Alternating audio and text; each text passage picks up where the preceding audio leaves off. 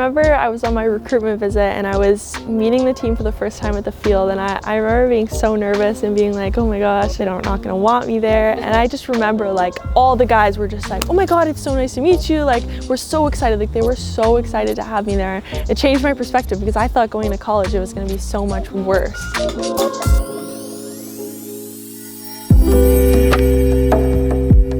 I always say when you succeed at something, it always makes you feel good about yourself. So growing up and then getting a little bit better every year, it just made me love the sport a little bit more. And I always loved the atmosphere and the guys and stuff like that. So it went well with me, I think.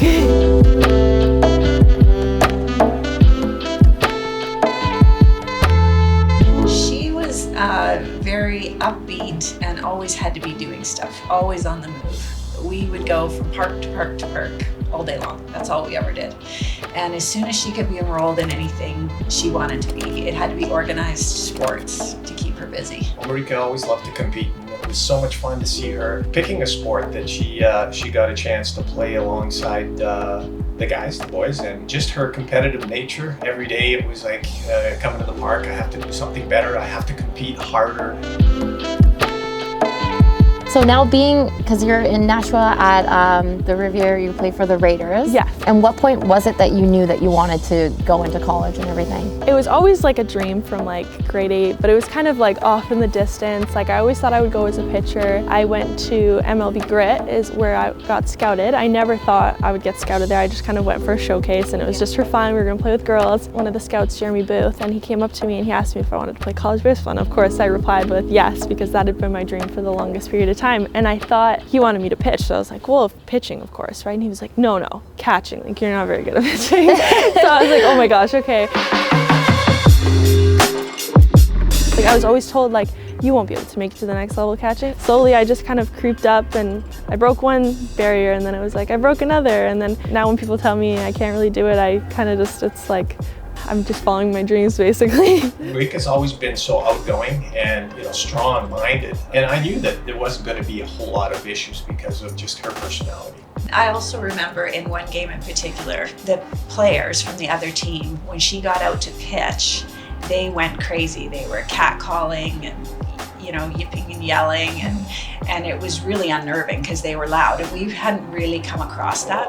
It didn't faze her at all, and within probably 3 pitches, they were silent. And that's the part that girls usually quit at because it gets really difficult mentally to be able to stay in the game, and then girls are like, well, maybe I just should quit. So a lot of girls quit, and I mean, I went through periods where it was definitely challenging and I thought like, I don't know if I can do this, but I definitely pushed through and I'm so happy I did.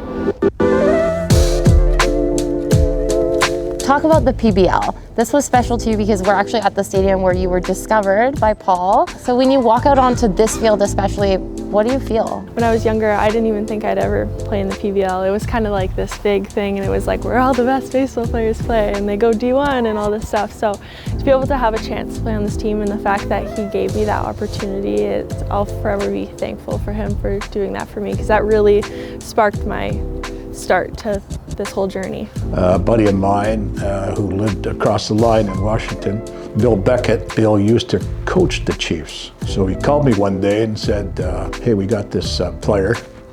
We're always looking for ball players. At the time, didn't know she was female, so she played on our Bantam team. And she played on our Bantam team because she was capable of playing on our Bantam team. It actually takes men like him that are in the baseball world. You have to have their support, and to stick his neck out there and say, I think this girl is good enough to be here, that to me is everything. Did you take any flack from any of the other owners or anything? Oh yeah. I wouldn't. I don't think I've told Sandy this, but the fact of the matter is there were some skeptics. I'll refer to them as skeptics. Why are you doing this? Are you trying to diminish the league itself, this great BC Premier Baseball League, and bring females in? A lot of my buddies from the South saying, just let her play fast pitch to soft, but she got more opportunities, okay? Again, it wasn't promotional for me. As I said to you, this was strictly on her merit. She was good enough to play, and she wanted to play. Most importantly, she wanted to play. She wanted to play with the boys, and she could play with the boys.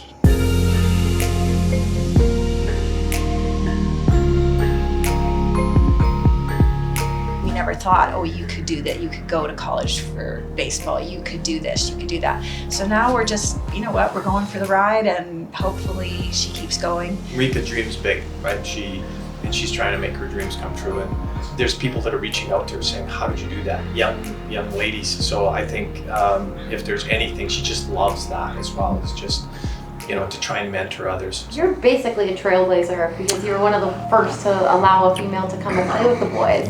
Hey, she's good enough to play. She's good enough to play. Am I a trailblazer? Maybe a little bit. Maybe a little bit. I am. So's Marika.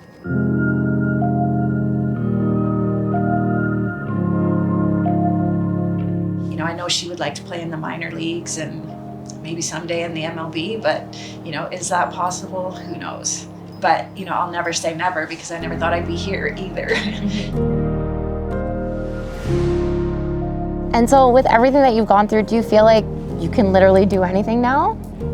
That's a good question, because I mean, there's definitely things that I think about and it's still difficult. Like, people always ask me, like, girls in the MLB and stuff, and there's still a lot more headway we need to make for sure.